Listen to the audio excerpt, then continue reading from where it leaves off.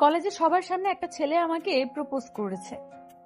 অবশ্য ছেলেটাকে আমি চিনি, আমার ফ্রেন্ড রবিন রায়হান। এতদিন ফ্রেন্ড হিসাবে আমার সঙ্গে ছিল, কিন্তু আজ ও আমাকে সবার সামনে এভাবে প্রপোজ করেছে। যখনই আমি রবিনকে কিছু বলতে যাব, কোথা থেকে আচমকা একটা ছেলে এসে আমার গালে চড় বসিয়ে দিল। আমি টাল সামলাতে না পেরে নিচে পড়ে যাই। এত জোরে গালে থাপ্পড় পড়ায় ঠোঁট কেটে রক্ত পড়ছে। আমার গায়ে কোনোদিন কেউ হাত তোলেনি, আজ প্রথম কেউ আমাকে মেরেছে। তাই কান্নাটা আর আটকে রাখতে পারলাম না, কোনো আওয়াজ ছাড়াই কেঁদে উঠলাম। হাত দিয়ে কান্না মুছতে মুছতে চারদিকে একবার তাকালাম। সবাই কেমন জানি ওই ছেলেটার দিকে তাকিয়ে, আবার আমিও ছেলেটাকে পর্যবেক্ষণ করছি। এই ছেলেটির নাম রোশন চৌধুরী, বয়স মাত্র 25। মাফিয়া জগতের কিং রোশন চৌধুরী বিশ্বের প্রায় অনেকগুলো রাষ্ট্রকে নিজের হাতের মুঠোয় করে রেখেছে। মাত্র 25 বছর বয়সে নিজেকে করে নিয়েছে মাফিয়া। বড় বড় মাফিয়ারা তো রোশন চৌধুরীর নাম শুনলে ভয়ে কাঁপে। পুলিশরা অব্দি রোশন চৌধুরীকে ভয় পায়। অন্যদিকে বড় বিজনেসম্যান তিনি রোশন চৌধুরীর বয়স 25, লম্বায় 6 ফুট, কিলার লুকের জন্য সব মেয়েরাই পাগল। কিন্তু রোশন সেসবে পাত্তা দেয় না। রোশনের ফর্সা গায়ের রং, চুলগুলো ঘন সিল্কি কালো, চোখের মনি হালকা নীল, এমন খুব কমই হয়। ঠোঁটগুলো টকটকে লাল। এমন এক মানুষ আমার সামনে, তাও এইভাবে হঠাৎ এসে আমাকে চড় মারলেন। ওয়াই? রোশন চৌধুরীকে নিয়ে অনেক মেয়েরা আলোচনা করে। তাদের কাছ থেকে আমি জানতে পেরেছি ওই লোক কেমন, আর ওনার একটা ছবিও দেখেছিলাম, যাকে কল্পনাও করিনি সামনাসামনি দেখব। আজ সে আমার ঠিক সামনাসামনি দাঁড়িয়ে আছে। তার উপর আমি গালে হাত দিয়ে ওই লোকটার সামনে গিয়ে দাঁড়ালাম। ভয়ে আমার অবস্থা খারাপ। একটা মাফিয়ার সামনে দাঁড়িয়ে আছি আমি, ভাবা যায়? তাও ভয়কে এক সাইডে রেখে বলে উঠলাম, আপনি আমাকে মারলেন কেন? আজ তো শুধু একটা থাপ্পড় মেরেছি। কাল থেকে যদি তোমাকে বোরকা ছাড়া কলেজে দেখি, তো ঠ্যাং ভেঙে আমার কাছে রেখে দিব। তুমি নিশ্চয়ই জানো হু আই অ্যাম। আমার মনে হয় লোকটার কোথাও ভুল হচ্ছে। অন্য কেউ ভেবে আমার সাথে এমন ব্যবহার করেছে। একবার বলেই দেখি, আমার নাম নাফিসা জামান হ্যাপি। আপনার হয়তো কোথাও ভুল হচ্ছে। আমার সাথে আপনার কোনো রকম যোগাযোগ নেই। আপনি যাকে ভেবে আমাকে থাপ্পড় মেরেছেন, আমি সে নই। আমাকে যেহেতু ভুল থাপ্পড় মেরেছেন, সেই সুবাদে একটা সরি বলে যান। হোয়াট? এই রোশন চৌধুরী সরি বলবে? না না, আপনাকে সরি বলতে হবে না, আমি সরি। এখন আমি আসি। ওনার সাথে অনেক গার্ডরাও আছে। আমার তো গলা শুকিয়ে কাট। কি এক পরিস্থিতিতে আছি, আজ আমার দিনটা এভাবে যাবে ভাবতেও পারছি না। কোনো মতে এখান থেকে যেতে পারলেই বাঁচি। আমি লোকটার পাশ কাটিয়ে যেতে নিলে আমার হাতের কবজি শক্ত করে চেপে ধরেন। এবার তো আমি চিৎকার করে কান্না করার পালা। এমনিতেই মাফিয়া গুন্ডা, এদের আমার খুব ভয় লাগে। বাংলা বুঝো না? আমি কি বলি আর তুমি কি বলছো? আমি তোমার সম্পর্কে সব জানি, অ্যান্ড এখন যা যা বলেছি শুধু তোমাকেই বলেছি। মিস হ্যাপি, এখন চুপচাপ গাড়িতে গিয়ে বসো। আপনি কেন আমাকে এসব বলছেন? এই প্রথম দেখছি আপনাকে। আপনিও হয়তো আজকেই আমাকে প্রথম দেখছেন। আমাকে আমার মতো ছেড়ে দিন। সুন্দরী মেয়ে দেখলে এই মাফিয়াগিরি করতে ইচ্ছে করে, তাই না? উনি আমার গালে আর একটা করে থাপ্পড়। আমি আবার নিচে পড়ে যাই। ঘুম ঘুম চোখে সারা রুমে ঘুরে দেখি, না, কেউ তো নেই। আর আমি তো কলেজে না, আমার রুমে। তার মানে এতক্ষণ আমি স্বপ্ন দেখেছি। আর চর খেয়ে কলেজের মাটিতে না, বিছানা থেকে নিচে পড়ে গেছি। ও নো, এই কেমন স্বপ্ন দেখলাম আমি, তাও ভোরের স্বপ্ন। না, এই স্বপ্নকে সত্যি হতে দেওয়া যাবে না। নিচে পড়ে আমার কোমরের 12টা বাজছে। কোন দুঃখে যে আমি এরকম স্বপ্ন দেখছি। ছেলেটার মুখও ঠিক মতো দেখলাম না, কেমন ঝাপসা ছিল। এইসব ভাবতে ভাবতে আমার কলেজে যাওয়ার টাইম এসে গেছে। একটা রিক্সা নিয়ে কলেজের উদ্দেশ্যে রওনা দিলাম। আজকে কলেজে রবিনের সাথে তেমন কথা হয়নি। ওকে দেখলেই সেই ভয়ঙ্কর স্বপ্নের কথা মনে পড়ে। আমার আরো দুটো ফ্রেন্ড আছে, একটার নাম রীতা আর অন্যটার নাম সুইটি।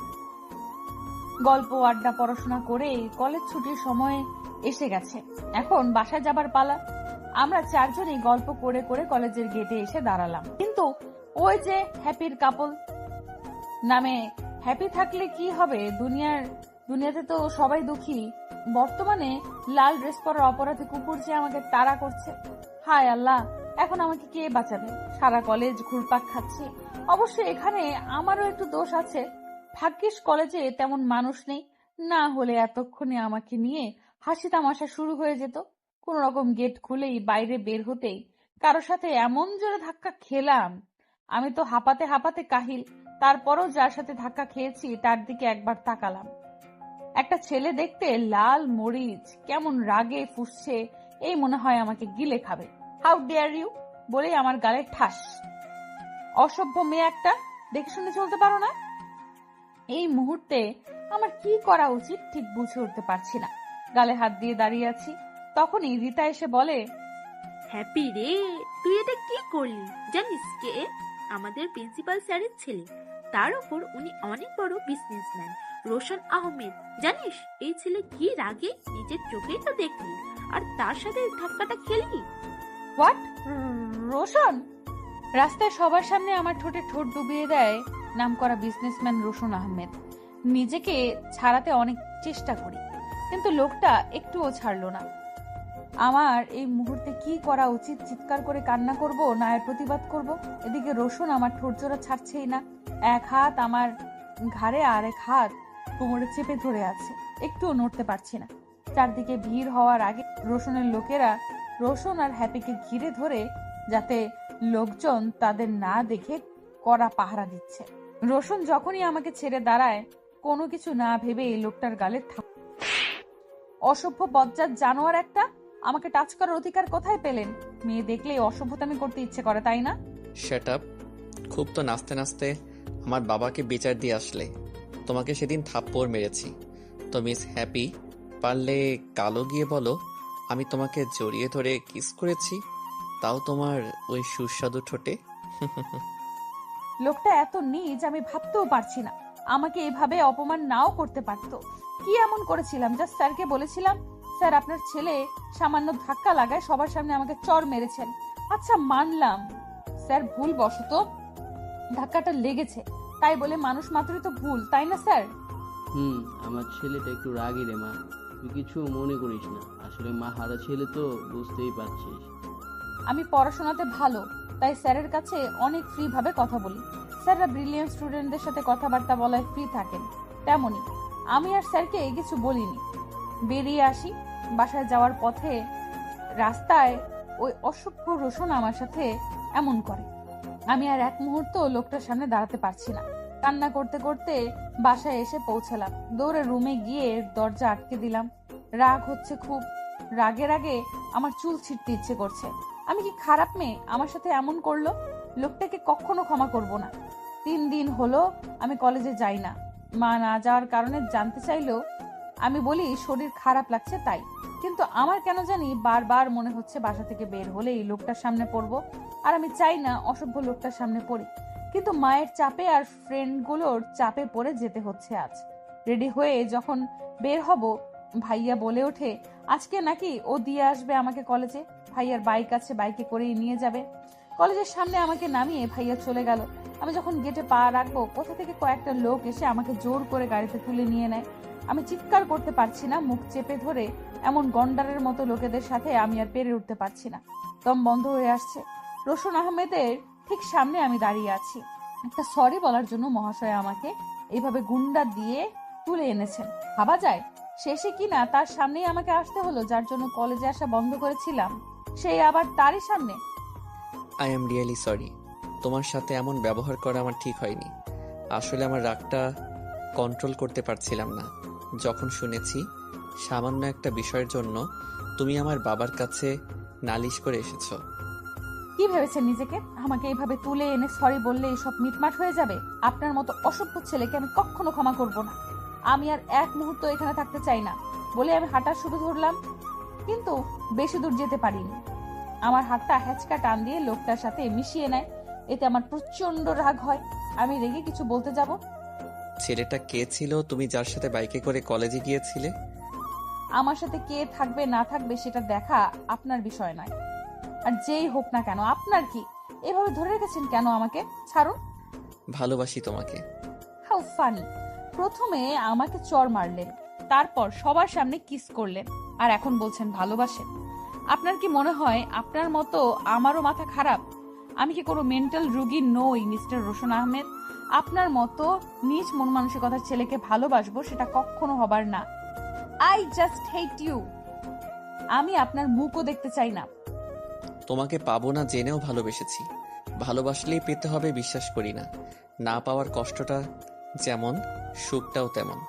তবুও বুকের মাঝে জমে থাকা একটি দীর্ঘশ্বাস বের হবার পথ পায় না।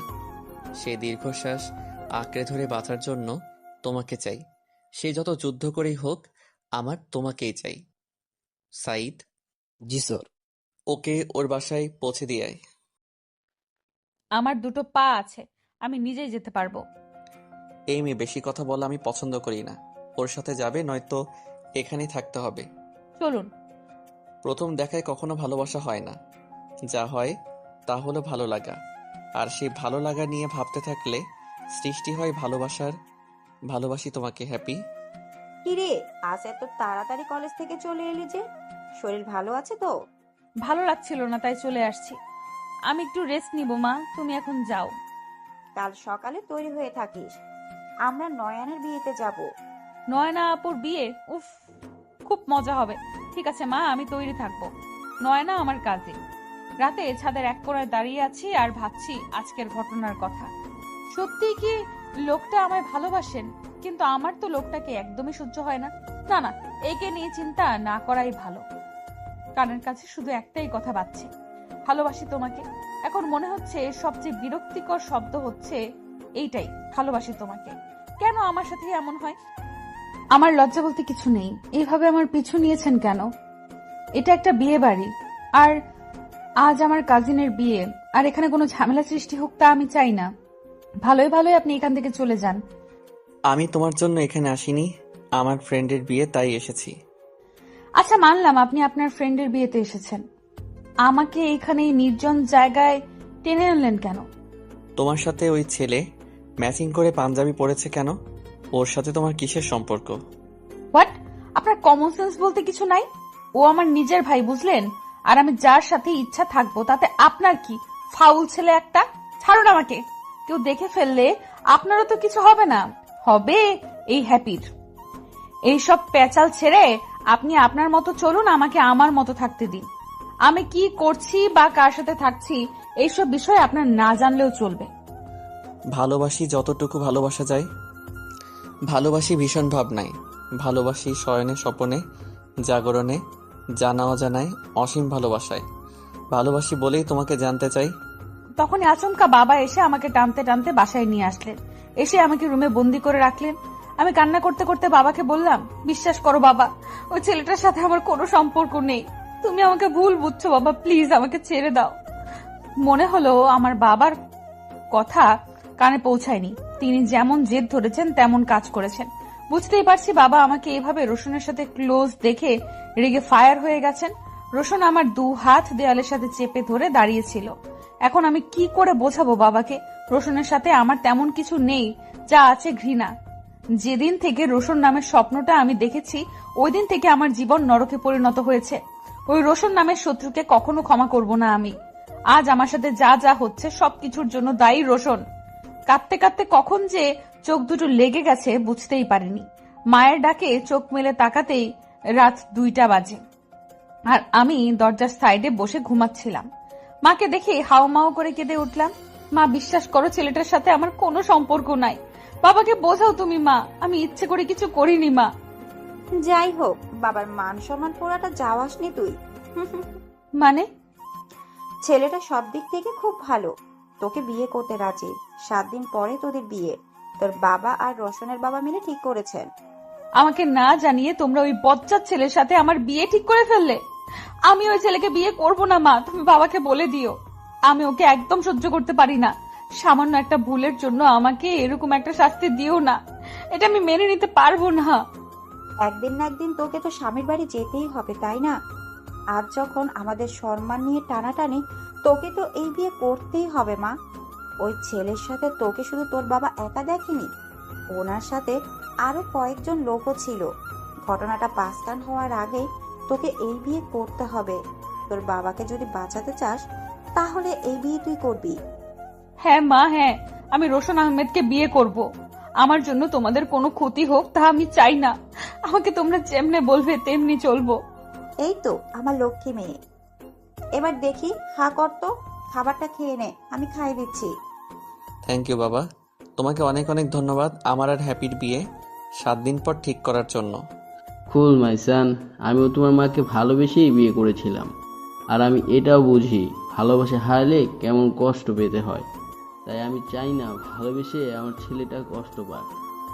তোমাকে ভালোবাসাটা যদি আমার পাগলামি হয়ে থাকে, তবে তোমাকে না পাওয়া পর্যন্ত আমি সেই পাগলামি করে যাব। তাতে যদি আমার প্রতি তোমার অভিমান হয়, তবে ভেবে নিও ভালোবাসা এভাবেই হয়। তোমাকে ভালোবাসাটা যদি আমার পাগলামি হয়ে থাকে, তবে তোমাকে না পাওয়া পর্যন্ত আমি সেই পাগলামি করে যাব।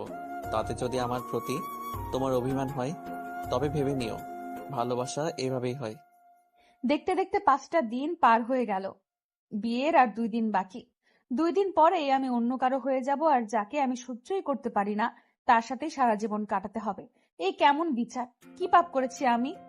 তার মাসুল এইভাবে আমাকে দিতে হচ্ছে। হ্যাপি, তৈরি হয়ে নে, নিচে রোশন এসেছে, তোকে নিয়ে শপিং করতে যাবে। 2 দিন পর বিয়ে, তার জন্য দুজন মিলে শপিং করে আয়। না, আমি ওই ছেলেটার সাথে কোথাও যাব না। একদিনের জন্য আমাকে একা ছাড়ো প্লিজ। আমি ওই লোকটার মুখ দেখতে চাই না। 2 দিন পর যার সাথে সংসার করবি আর এখন বলছিস তার মুখ দেখতে চাস না? জাস্ট 6 মিনিট তৈরি হয়ে নিচে আয়, না হলে তোর বাবা রেগে যাবে। আর তুই তো সেদিন বললি আমরা যা বলবো তাই শুনবি, তাহলে এখন সেটাই কর। গাড়িতে চুপচাপ বসে আছি আমি, আর আমার পাশে রোশন ড্রাইভ করছেন। রাগী ফেস নিয়ে বসে আছি আমি। এই লোকটার সাথে হেসে হেসে কথা বলা আমার জন্য ইম্পসিবল। তার জন্যই মনের ভেতর রাগ, আর চুপচাপ বসে থাকাই ভালো। হঠাৎ গাড়িতে গান বেজে উঠল।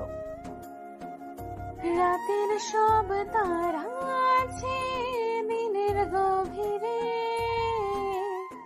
বুকের মাঝে মন যেখানে, রাখবো তোকে সেখানে। তুই কি আমার হবি রে? রাতের সব তারা আছে দিনের গভীরে,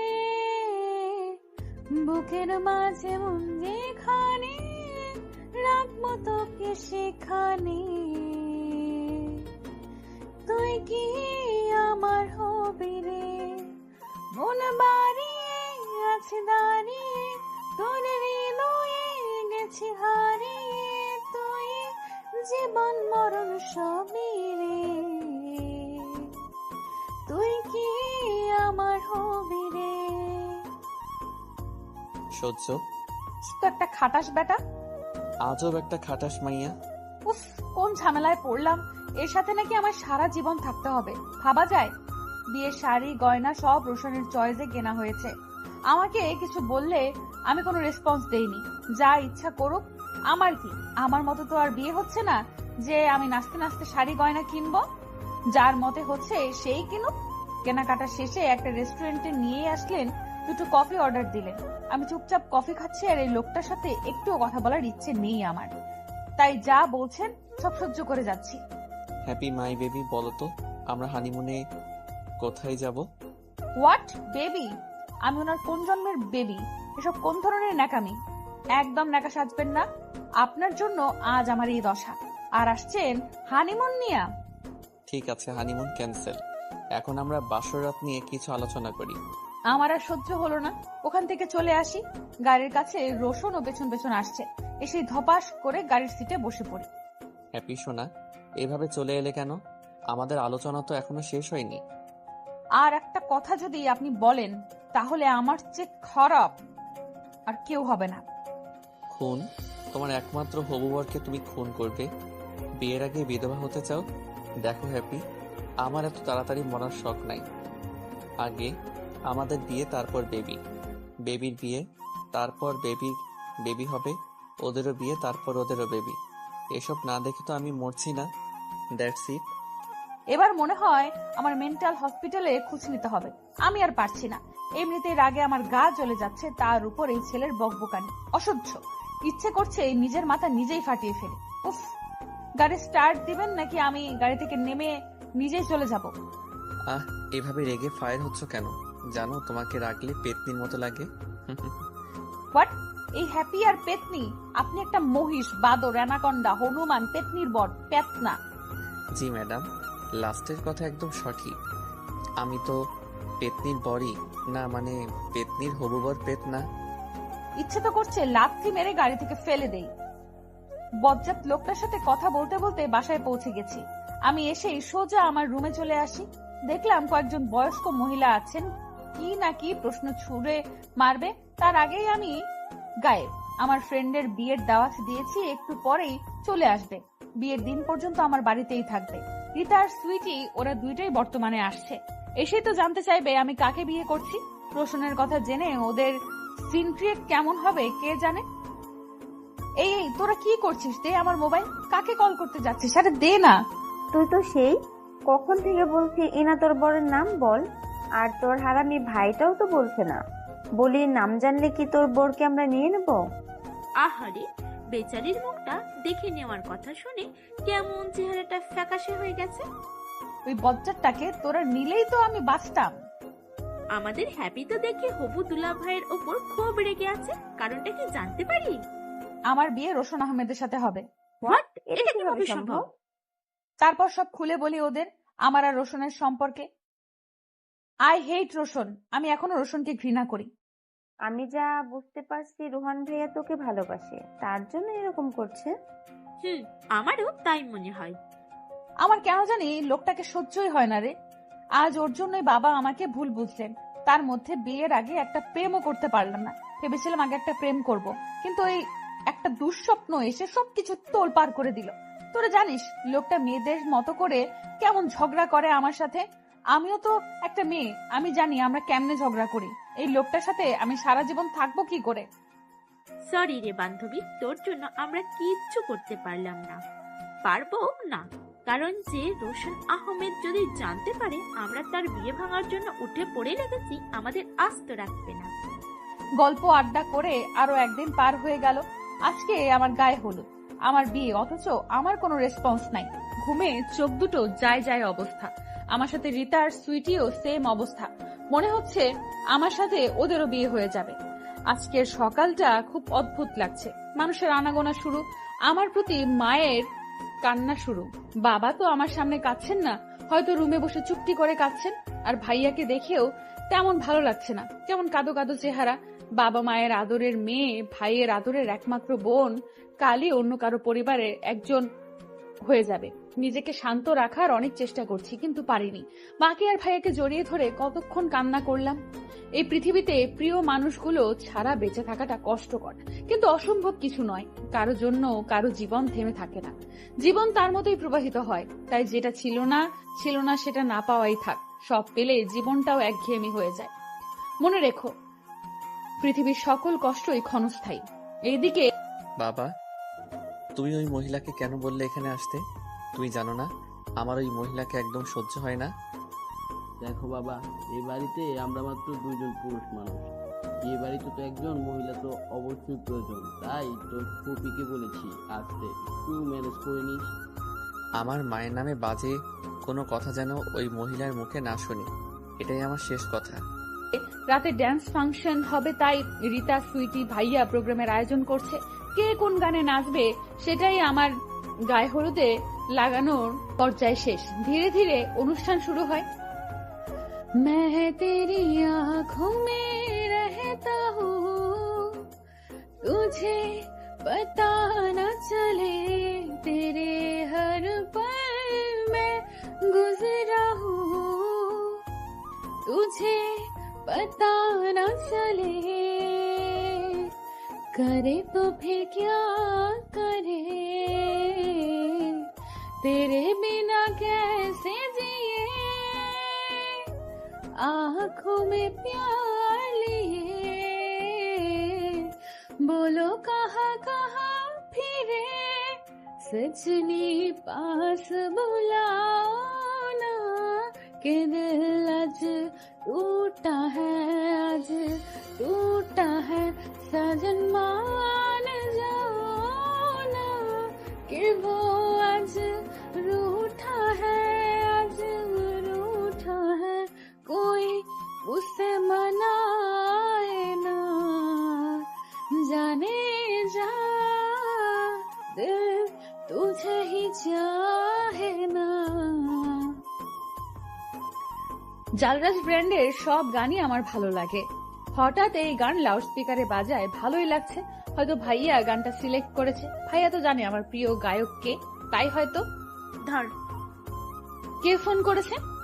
নিজেই কথা বলি দেখ। আমার মোবাইল কানে রেখে বলে উঠলাম, হ্যালো।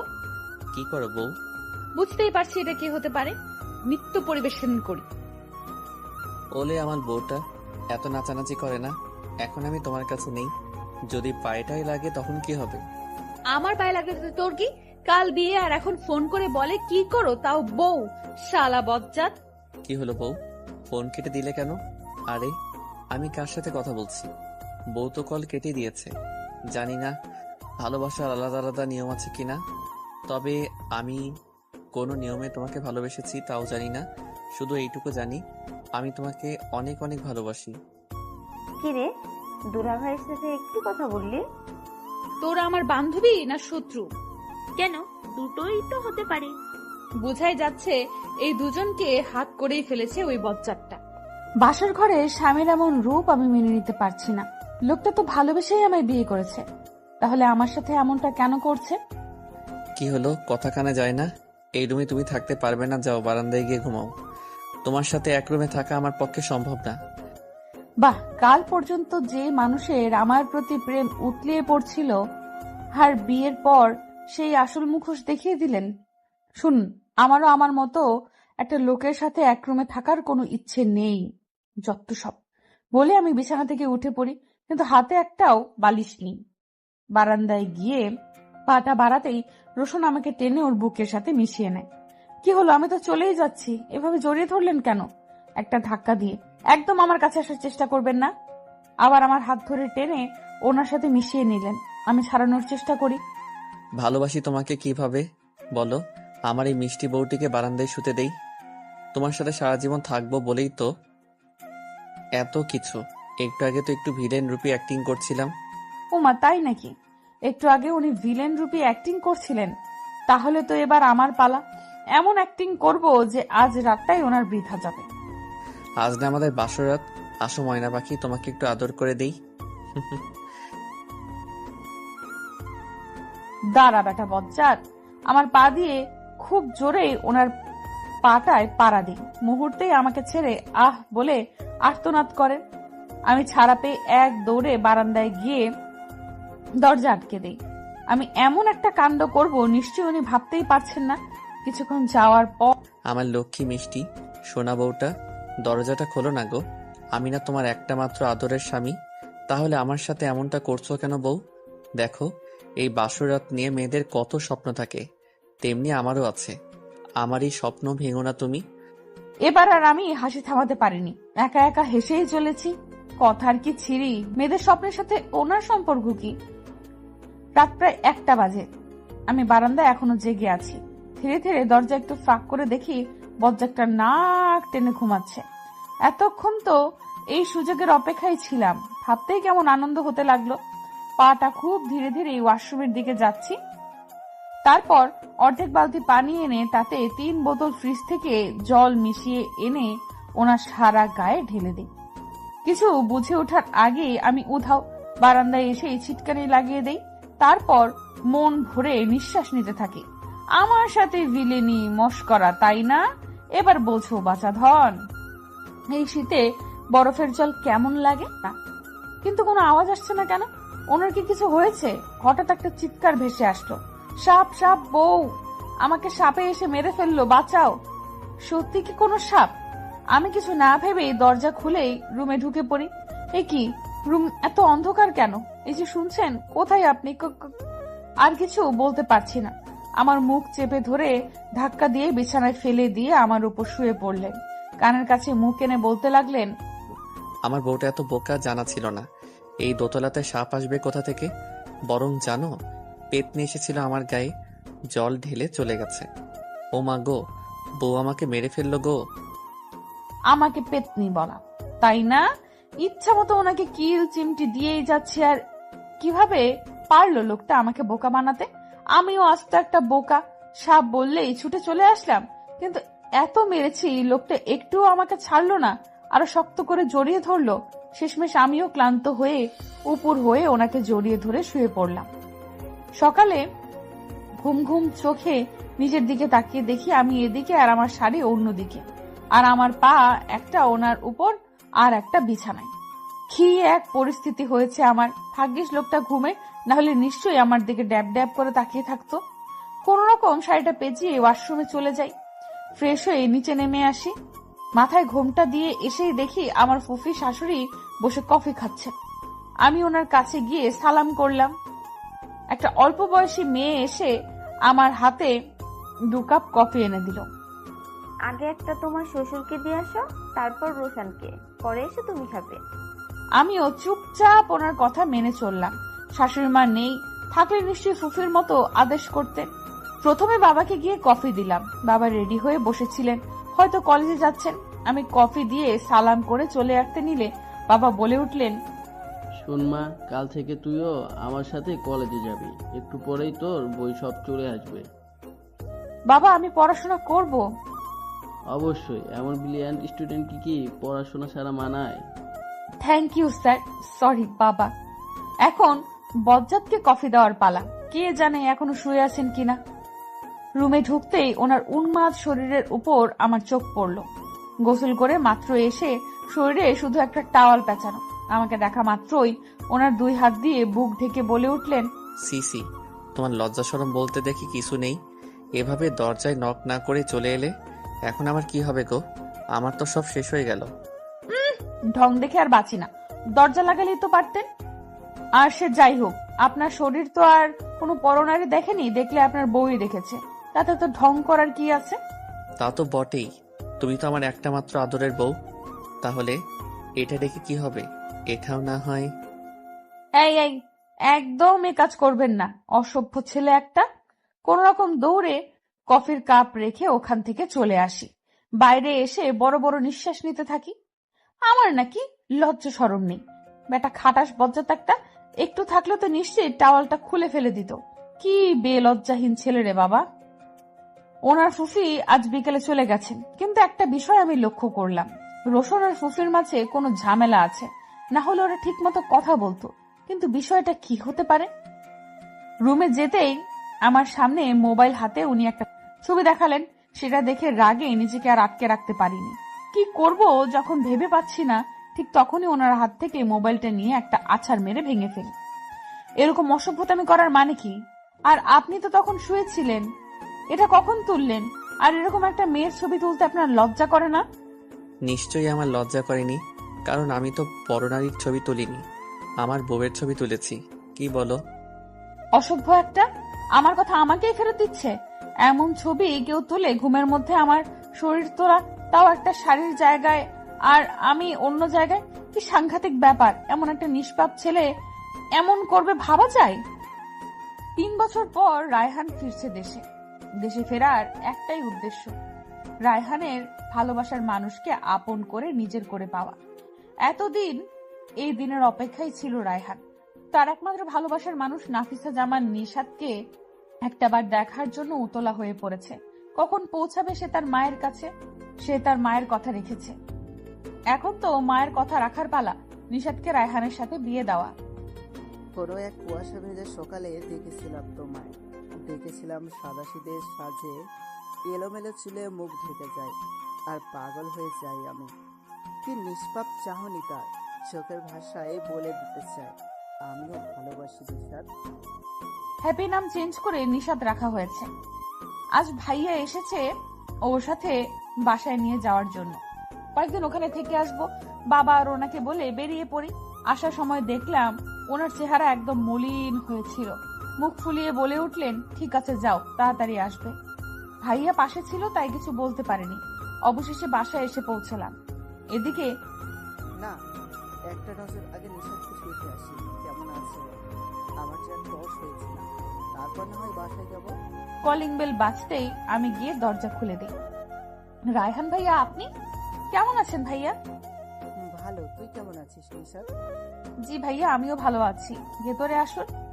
না রে, আজ থাক, অন্য একদিন আসবো। জরুরি একটা কাজের কথা মনে পড়েছে।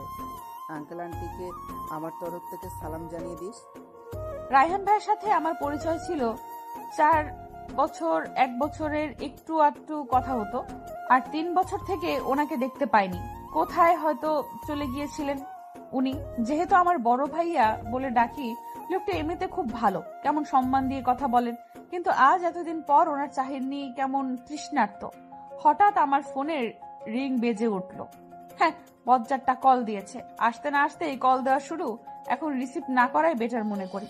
সকালে তো কত সুন্দর আমার চুল কাটার জন্য দৌড় করিয়েছেন, তাও কাছি হাতে। তার একটাই কারণ, আমার চুল নাকি ঘুমালে ওনার মুখে এসে পড়ে, তার জন্য আমার চুল কাটা প্রয়োজন। ভাগ্যিস সেই সময় ভাইয়া চলে আসছিল, না হলে তো আমার চুলের 12টা বাজিয়ে ছাড়তো খাটাসটা। কি হলো বউ, আমার কল ধরছে না কেন? রাগ করেছে মনে হয়। কিন্তু আমি তো কিছু করিনি। রাগ করবে কেন? ও মনে হয় আমি সঙ্গে যাইনি বলে রাগ করেছে। রাগ করে না লক্ষ্মী সোনা, আমি কালই আসছি তোমার কাছে। কি হলো বউ, আমার কল ধরছে না কেন? রাগ করেছে মনে হয়। কিন্তু আমি তো কিছু করিনি। রাগ করবে কেন? ও মনে হয় আমি সঙ্গে যাইনি বলে রাগ করেছে। রাগ করে না লক্ষ্মী সোনা, আমি কালই আসছি তোমার কাছে। এইসব কথা এখন থাক, এতদিন পর বাড়ি ফিরেছিস, যা রুমে গিয়ে রেস্ট নে বাবা। না মা, তুমি আগে বলো। সকাল হলেই নিশাতের বাসায় যাবে প্রস্তাব নিয়ে। আমি আর দেরি করতে চাই না। দেখ বাবা, এতদিন যখন অপেক্ষা করে থাকতে পেরেছিস, তাহলে 3টে দিন অপেক্ষা কর। ঠিক আছে মা, তুমি যা ভালো মনে করো। কিন্তু একটা কথা, আমার শুধু নিশাদকেই চাই। রায়ানের মা ভাবতে লাগলেন, হে আল্লাহ, এখন আমি কি করব? এই ছেলে তো মেয়েটাকে ছাড়া কিছুই বুঝতে চাইছে না। আমার ছেলের জীবন কি আমার জন্য নষ্ট হয়ে যাবে? কিন্তু আমি তো এটা চাইনি। যেদিন রায়হান আমাকে নিশাতের কথা বলেছিল, আমি নিজে রায়হানকে বলেছিলাম, বাবা এখন তো তুই বেকার, কোনো কাজকর্ম করিস না, মেয়েটাকে এনে কি খাওয়াবি? তার চেয়ে বরং তোর বাবার বিজনেসের কাজে জয়েন করে নিজের পায়ে দাঁড়া। আমি তোকে কথা দিচ্ছি, ওই মেয়ের সাথে আমি বিয়ে দিব। তার জন্যই আমার ছেলেটা কাজের জন্য দেশের বাইরে চলে গিয়েছিল। 3 বছর পর এখন যদি জানতে পারে তার প্রেয়সী অন্য কারোর সাথে বিয়ে হয়ে গেছে, তখন আমার ছেলেটা কি করবে? সব সব দোষ আমার। এই ভাই, আমার বিয়ে হয়ে গেছে বলে আমার সাথে একটু গল্পও করবি না? বলে তোর হৃদয়ে দয়া মায়া বলতে কিছু নেই? দেখো, এখনো কিছু বলছে না। ও ভাইয়া। কে আপনি? আর আমার রুমে কি করছেন? মা, ও মা, এই মেয়েটা কে দেখো তো। আমি কে তাই না? দাঁড়া, বোঝাচ্ছি তোকে আমি কে। আমি কে হই তোর? আরে এ তো দেখি আমারই একমাত্র বোন। বলে আমার বোনটার কি হয়েছে? কাঁদছে কেন? হোয়াট? আমি কাঁদছি? ফাজিল ভাই একটা। মনে হচ্ছে আমার আর আমি কোনো ভূতের মুভি করছি। সারা রুম কেমন ভয়ে ভয়ে আওড়াচ্ছি। তার একটাই কারণ, রুমে আমি একা আর মোবাইলে গেম খেলছি। হঠাৎ আমার নাম ধরে কেউ ডেকে উঠল, নিশাত। আমি তো কাউকে দেখতেই পাচ্ছি না, কে হবে? ভূত না তো। ধীরে ধীরে ব্যালকনিতে যেতেই পেছন থেকে কেউ আমাকে জড়িয়ে ধরলো। আমি যখনই চিৎকার করব, লোকটা বলে উঠল, বউ কেমন আছো? তার মানে আপনি আমাকে ভয় দেখাচ্ছিলেন এতক্ষণ? যা দুষ্টু, আমি ভয় দেখাতে যাব কেন? আমি তো মজা করছিলাম। অসভ্য একটা, ছাড়ুন আমাকে। লোকটা তো ছাড়ছেই না, আরো পারলে আমার গলায় মুখ ডুবালো। কাঠ থেকে চুল সরিয়ে সেখানে চুমু খেতে লাগলো। আমি চোখ বন্ধ করে তা উপভোগ করছি। হঠাৎ মনে পড়লো দরজা খোলা, যদি কেউ চলে আসে। তাই ওনাকে হালকা ধাক্কা দিয়ে রুমে চলে আসি। আপনি ফ্রেশ হন, আমি নাস্তা নিয়ে আসছি। রান্নাঘরে যাওয়ার সাথে সাথে মা আমার হাতে নাস্তার ট্রে ধরিয়ে দিলেন। আমিও চুপচাপ নিয়ে আসি। রুম এসে দেখি উনি আমার ছোটকালের পুতুল একটা ভেঙে ফেলেছেন। 3টা থেকে একটা ভেঙে টুকরো টুকরো করে দিয়েছেন। আপনি আমার পুতুল ভাঙলেন কেন? তার একটাই কারণ, এখানে শুধু আমি আর তুমি থাকবো। তৃতীয় কোনো ব্যক্তি বা পুতুলও না। That's it. এখানে আর একটা পুতুল আর 2টা ছেলে পুতুল ছিল, তাই বলে একটা ভেঙে ফেলতে হবে? কি আজব লোক একটা। আপনি ছাদে আর আমি সারা বাড়ি খুঁজে বেড়াচ্ছি আপনাকে। আমাকে চোখে হারাচ্ছ বুঝি? অবশ্যই না। এই প্রথম আপনি আমার বাসায় এসেছেন, জামাই হিসেবে আপনার খেয়াল রাখার দায়িত্ব অবশ্যই আমার। এতে চোখে হারানোর কি আছে? আমাকে তুমি চোখে হারাও না, তাই না? এইভাবে এগোচ্ছেন কেন? ওমা, স্বামীর খেয়াল রাখবো তাই তো কাছে আসছি। কাছে না আসলে এই খেয়াল রাখবে কি করে? আমি আপনার খেয়াল দূর থেকেই রাখতে পারবো, কাছে আসার কোনো প্রয়োজন নেই। দেখুন, আর কিছু বলতে পারলাম না। ওনার ঠোঁটের সাথে আমার ঠোঁট মিলিয়ে নিলেন। পরম আবেশে ঠোঁট দুটো চুমু দিতে থাকেন। আমি আর ওনাকে আটকাই না। দিন একবার হলেও একটু ভালোবাসা পাবার জন্য আমিও ছটফট করি। যাই হোক, অবশ্য একমাত্র স্বামী আমার। আজ কলেজে এসেছি বাবার সাথে, আর বাসায় যাব ওনার সাথে।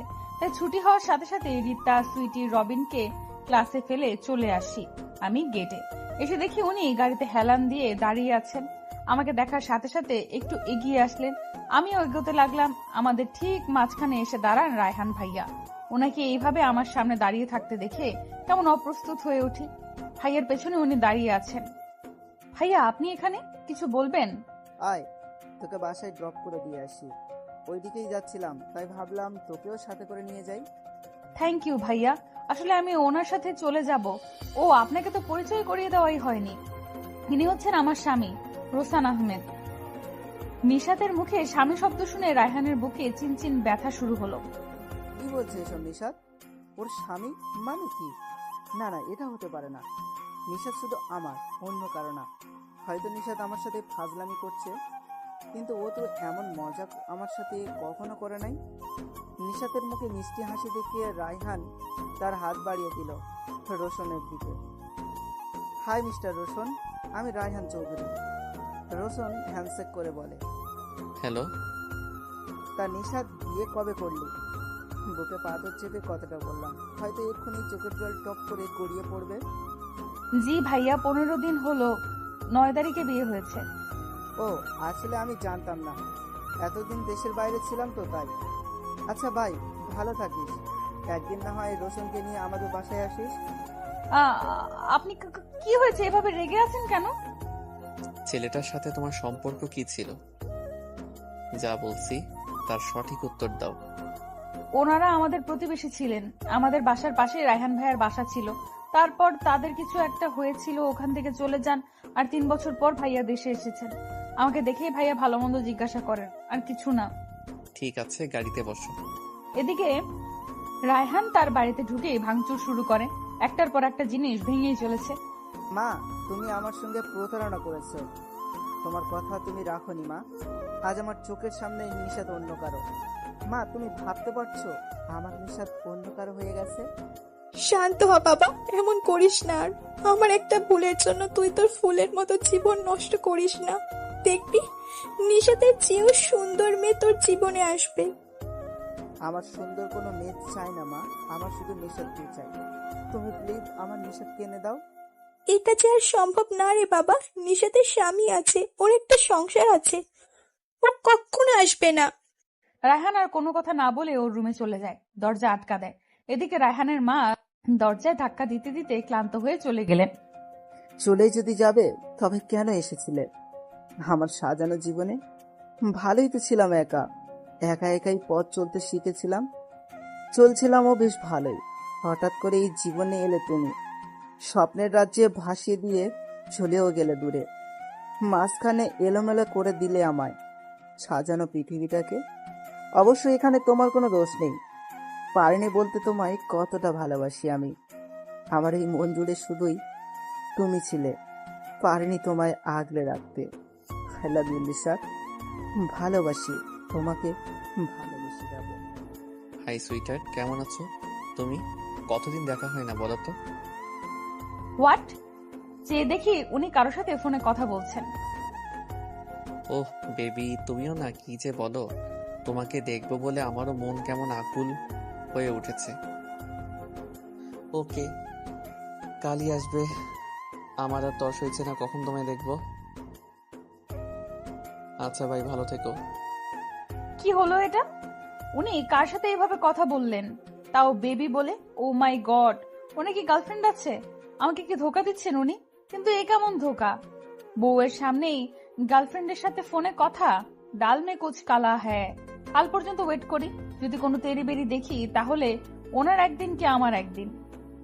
সকাল থেকে উনি কেমন সাজগোজ নিয়ে পড়ে আছেন, মনে হচ্ছে আজকে কেউ ওনাকে দেখতে আসছেন, যেমন কোনো পাত্রপক্ষ পাত্রীকে দেখতে আসছে। মেয়েদের মতো কেমন আয়নার সামনে সাজতে ব্যস্ত।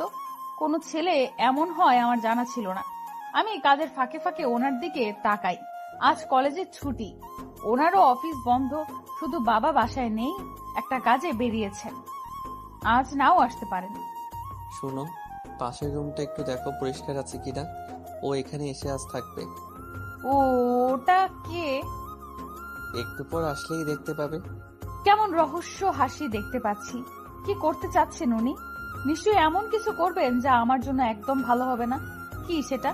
কলিং বেল বাজতেই সবাইকে নিষেধ করে দিলেন কেউ যেন দরজা না খুলে, এবং আমাকেও নিষেধ করলেন। তার একটাই কারণ, উনি নিজের হাতে দরজা খুলবেন। চুলে স্টাইল করতে করতে দরজা খুলতে যাচ্ছেন। দরজা খুলতেই একটা মেয়ে ওনাকে জড়িয়ে ধরলো। আমি ভালো করে মেয়েটাকে পর্যবেক্ষণ করে দেখি মেয়েটা খুব মডার্ন ভাবেই সেজেছে, একদম পুতুলের মতো লাগছে। আমি হা করে তাকিয়ে আছি, ওনার সাথে এর সম্পর্ক কি হতে পারে। উফ, কতদিন পর তোমার সাথে দেখা হয়েছে বেবি। তোমাকে দেখে তো আমি আবারও ক্রাশ খেলাম। ও হ্যাঁ, she is my wife Nishita. Nishita, ও হচ্ছে আমার এক্স গার্লফ্রেন্ড মিম রহমান ডিম। আমি ওনার দিকে রাগী ভাব নিক্ষেপ করতেই মেয়েটা বলে উঠল, রোশান, তোর দুষ্টুমি এখনো গেল না? নিজের বউয়ের সামনেও দুষ্টামি। নিশিতা কি ভাববে বলতো? আরে নিশিতাও। মিমকে আর কিছু বলতে দেননি, উনি বলে উঠলেন, আহ বেবি, এসব কথা এখন থাক। অনেক দূর থেকে এসেছো, রেস্ট নাও আগে। শালা বজ্জাত, আমার সামনে অন্য একটা মেয়ের সাথে আদিক্ষেতা দেখানো হচ্ছে। মেয়েটা কিছু বলতে চেয়েছিল, তাও বলতে দিলেন না। মা গো, আমাকে কোথায় ফেলে রাখলে? চোখের সামনে সতীন থাকবে, তাও এক্স সতীন? না, আমি আর এ বাড়িতে থাকবো না, এক্ষুনি এখান থেকে চলে যাব। এমন পুরুষের সাথে সংসার করা আমার পক্ষে সম্ভব না। বউকে ঘরে রেখে অন্য মেয়ে নিয়ে ইটিস পিটিস করা, নিজের চোখে এটা দেখা অসম্ভব। যেই ভাবা সেই কাজ। সে লাগে যে আমার কাপড় জিনিসপত্র নিয়ে বেরিয়ে পড়লাম। দরজায় পা রাখতে পেছন থেকে বলে উঠলেন, বউ, আমাকে একা এখানে ফেলে কোথায় চলে যাচ্ছ? ও মা, তাই বুঝি? আপনাকে একা রেখে যাচ্ছি তা কি করে হয়? আপনার তো বেবি আছে দেখলাম, ওকে নিয়ে থাকবেন যত সব। না না, আমার দুটো বেবি লাগবে। হোয়াট? আমার আপনাকে একদম সহ্য হচ্ছে না, আর আমাকে আটকানোর চেষ্টা করবেন না বলে দিচ্ছি। থ্যাংক ইউ বউ, তুমি আমাদের এভাবে সুযোগ করে দেবে আমি ভাবতেও পারিনি। সত্যিই তো, আমি তো মূর্খের মতো চলে যাচ্ছি ওদের সুযোগ করে দিয়ে। এটা তো আগে ভাবা উচিত ছিল। এখন তো উনি আমার স্বামী, ওনার উপর একমাত্র আমার অধিকার আছে, আর কারো না। হোক সে গার্লফ্রেন্ড, এত সহজে আমার জামাইটারে ছাড়ছি না। এ কি, তুমি না বললে চলে যাবে, আবার এদিকে কোথায় যাচ্ছ? অসহ্য। বাহ, ডোজটা দেখি কাজে লেগেছে। রাগে আমার চুল ছিঁড়তে ইচ্ছে করছে। একটা মানুষ কিভাবে ছলনা করতে পারে, ওনাকে দেখলে হয়তো আমি জানতাম না। বজ্জাত ছেলে একটা। এখন রুমে গিয়ে গুনগুন করে গান গাইছে। ময়না, আই ময়না। জি আপা, কিছু বলবেন? যে কাজ দিয়ে এসেছিলাম, কাজটা কি কমপ্লিট হয়েছে? জি আপা, সব কাজ হয়ে গেছে। তুমি শুধু রান্নাটা একটু টেস্ট করে দেখবে। চলো। ওনার দিকে রাগি চোখে একবার তাকিয়ে হাঁটা শুরু করলাম। এত রাগ কোথা থেকে আসে আমার বউটার? আচ্ছা যাই হোক, এটা যে প্রেমের লক্ষণ সেটা ভালোই বুঝতে পারছি। খাবার টেবিলে আমার চেয়ারে উনি মিমকে বসিয়েছেন। রাগে আমার মাথা ফেটে যাচ্ছে। কেন যে এত রাগ লাগছে আমার, ইচ্ছে তো করছে মিমের মাথায় ডিম ফাটিয়ে দিয়ে ফেলি। ওহ বেবি, খাচ্ছ না কেন? কেমন রোগা হয়ে যাচ্ছ? বলি নিজের প্রতি একটু খেয়াল রাখো।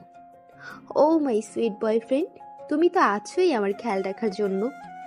এ মা, কাচের বাটিটা ভেঙে গেল বউ, তোমার কোথাও লাগেনি তো? বাটিটা পড়লো কি করে বউ?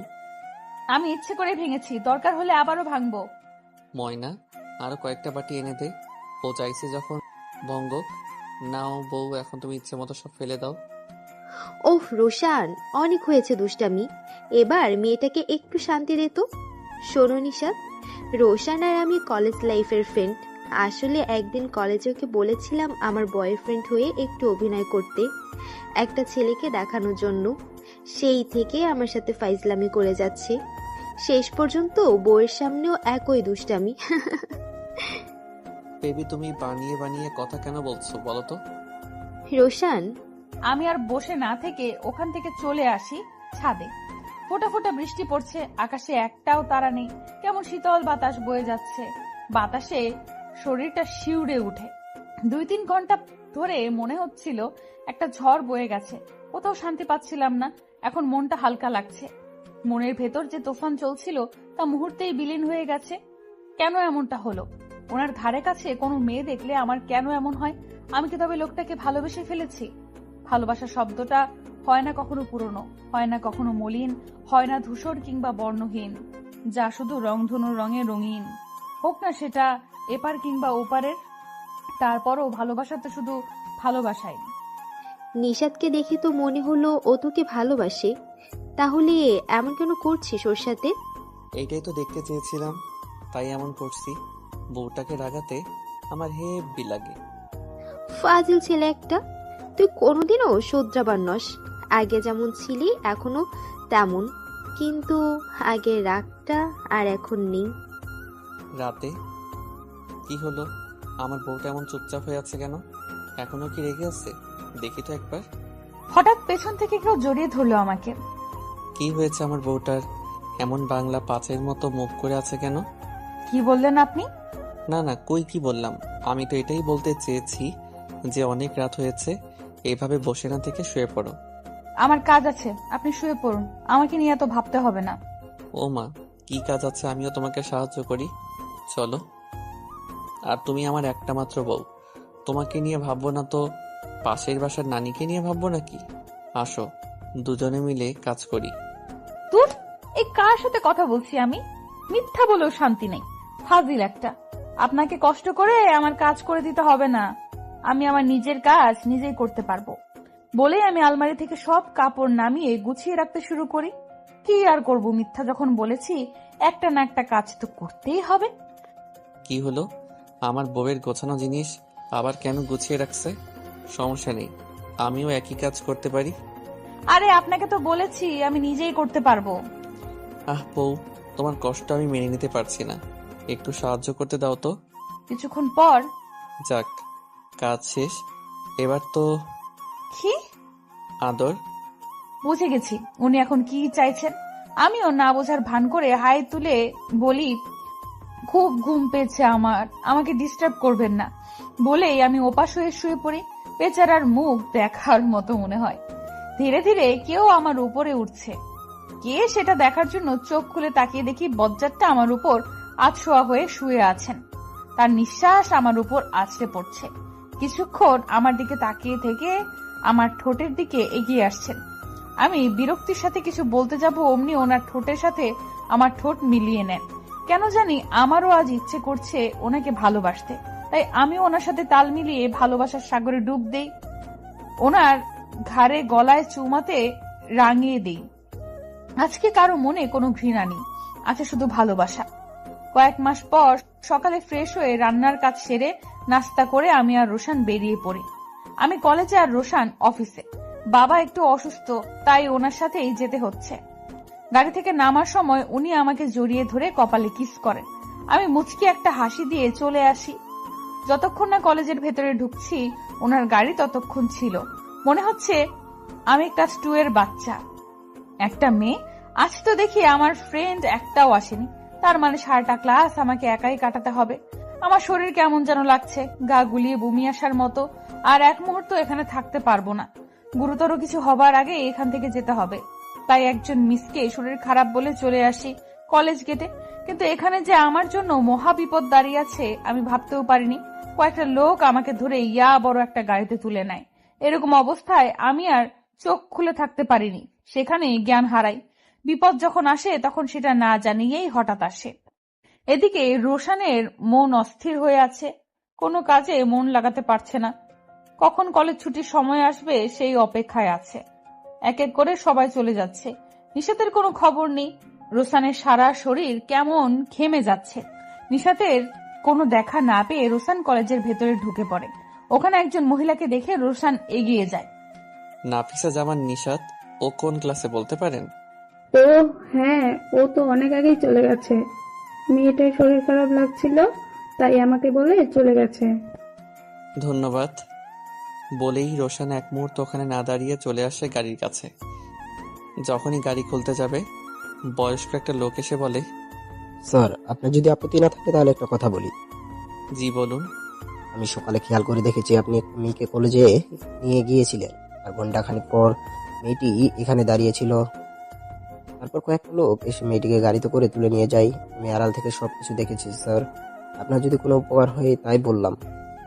রোশন কি বলবে বুঝে উঠতে পারছে না। ওর মনের ভেতর যে অস্থিরতা ছিল তা দ্বিগুণ বেড়ে গেছে। দ্রুত ডাইভ করে বাসায় আসে, কিন্তু ফলাফল শূন্য।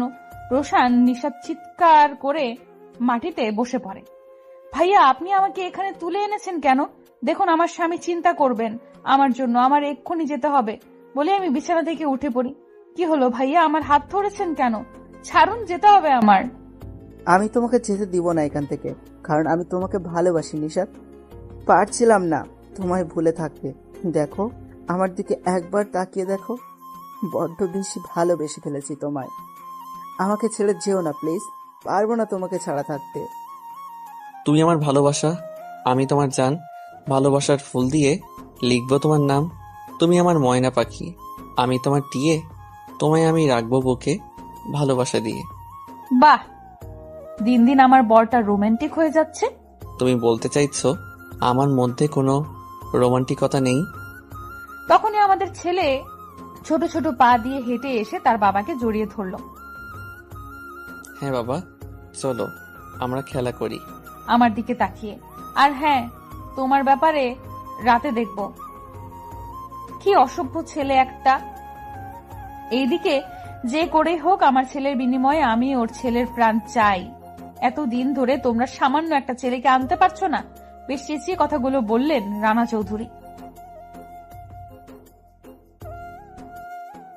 ছলে বলে কৌশলে যেভাবে পারো ওর ছেলেকে আমার কাছে এনে দাও। কি হলো, তোমরা দুজন এইভাবে কাঁদছো কেন?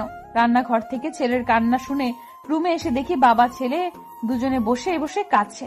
আরে বলবে তো কি হয়েছে? আমি খেয়াল করিনি, দেখো আমার ছেলেটা খাট থেকে পড়ে গেছে। দেখি রনকের কি হয়েছে। হ্যাঁ সোনা, আমি তো তোমার পাপার কান্না দেখছি। শুনুন, এখানে আপনার কোনো দোষ নেই, আর রনকের তেমন কিছু হয়নি। কোথায় ছেলেকে সান্ত্বনা দিবেন তা না, ছেলের চিৎকার শুনে নিজেই কাঁদছেন, আর আপনার কান্না দেখে রনকও কাঁদছে। এখন কি আপনারা কান্নাটা থামাবেন, না আপনাদের সাথে আমিও কান্না করব সেটার চিন্তাই করছি আমি। হ্যাঁ, আসলে ও পড়ে যাওয়ার সাথে সাথে মনে হচ্ছিল আমার কলিজাটা কেউ ছিঁড়ে নিয়ে যাচ্ছে, তাই আসলে। হয়েছে, আর বলতে হবে না। নাও তোমার ছেলেকে, আমার কাজ আছে বলে ওনার কোলে রনককে দিয়ে আমি চলে আসি। আসলে লোকটার প্রতি দিন দিন আমার ভালোবাসা বেড়েই চলেছে। এমন করে কেউ আমার জানা ছিল না, কেমন আমাদের আগলে রেখেছেন উনি। ভালোবাসা এমন এক আবেগ যা অনুভব হয়তো সবাই করেছে, কিন্তু কম লোকেই উপভোগ করতে পেরেছে। হ্যাঁ বাবা, তোমাকে তো ঠিক থাকতেই হবে, তুমি আমার একটা মাত্র সুপারম্যান। সকালে রোশন ফ্রেশ হয়ে অফিসের জন্য রেডি হয়। রনক ঘুমিয়ে আছে। আমি নাস্তা রেডি করে রোশনকে ডাক দিই। কি হলো, ছেলেকে সাথে করে নিয়ে যাওয়ার প্ল্যান করছো নাকি? এসে দেখি ছেলের পাশে বসে উনি মাথায় হাত বুলিয়ে দিচ্ছেন, একদম রেডি হয়ে। ইচ্ছে তো করে তোমাকে আর রনককে সাথে করেই নিয়ে যাই। ইস, শখ কত। চলুন, নাস্তা রেডি, খাবেন। আমি চলে যেতে নিলেই উনি আমার হাত ধরে ফেলেন। কি হলো, চলুন। নাস্তা খাবো তো, তার আগে ওইটা। আপনার অফিসে দেরি হচ্ছে। আর কিছু বলতে পারেননি, উনি আমার ঠোঁটে ঠোঁট ডুবিয়ে দিলেন। ঠোঁটে চুমু খেয়ে কপালে গভীর চুমু এঁকে দেন। রাত যেভাবেই আসুক নীরবতা থাকবেই, চাঁদ যেভাবেই থাকুক জ্যোৎস্না ছড়াবেই, সূর্য যতই মেঘের আড়ালে থাকুক পৃথিবীতে আলো আসবে, আর নিজেকে যতই লুকিয়ে রাখো না কেন ভালোবাসা তোমাকে কাছে টানবেই। দুপুরে চোখটা লেগে গিয়েছিল, তাই আমি ঘুমিয়ে পড়ি। রুম লক করে ঘুমাই, কারণ ছেলেটা হেঁটে হেঁটে কোথায় চলে যাবে বিচ্ছুর মতো। প্রায় লেগেই গিয়েছিল। হঠাৎ কলিং বেল বেজে উঠল। আমি ঘুম ঘুম চোখে দরজা খুলতেই আমার মুখে কেউ স্প্রে মেরে দেয়, আর তারপর আমার কিছু মনে নেই। ধীরে ধীরে চোখ খুলে তাকাই, রোশনের চেহারা স্পষ্ট ভেসে ওঠে। কি হয়েছে, আপনি কাঁদছেন কেন? আমার কিছু হয়নি। পরক্ষণে মনে পড়লো আমার ছেলে কোথায়। ও ঠিক আছে তো? আমি বিছানা থেকে লাফ দিয়ে উঠি। রনক কোথায়, আমার রনক কোথায়? কি হলো, আপনি কথা বলছেন না কেন? আমি পাগলের মতো সারা বাড়ি খুঁজতে থাকি আমার ছেলেটাকে, কোথাও তো খুঁজে পাচ্ছি না। আমি এক দৌড়ে আবার ওনার কাছে যাই, উনি বলছেন না কেন? রনককে খুঁজে পাচ্ছি না। খুঁজে পাচ্ছেন না মানে? আমার ছেলে তো রুমেই ছিল। কারা সব বডিগার্ডদের আর তোমার মুখে স্প্রে মেরে আমাদের ছেলেকে নিয়ে গেছে?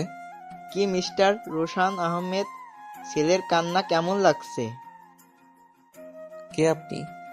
আমার সাথে আপনার শত্রুতা কিসের? আমি রানা চৌধুরী, রায়হান চৌধুরীর পিতা। তুই তো তোর ছেলের কান্নার আওয়াজ শুনতে পেরেছিস, আর আমি সেইটুকুও পাইনি। এবার ছেলে হারানোর যন্ত্রণা কি সেটা তুই বুঝতে পারবি হাড়ে হাড়ে।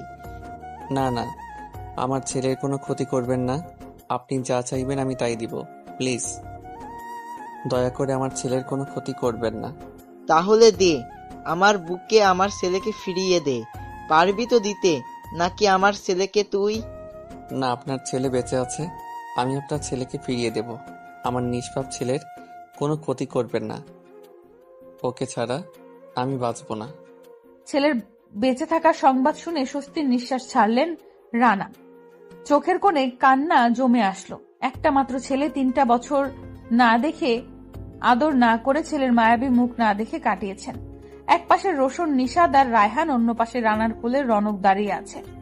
এতদিন রোশদ রায়হানকে তিলে তিলে এক আস্তানায় মারধর করত।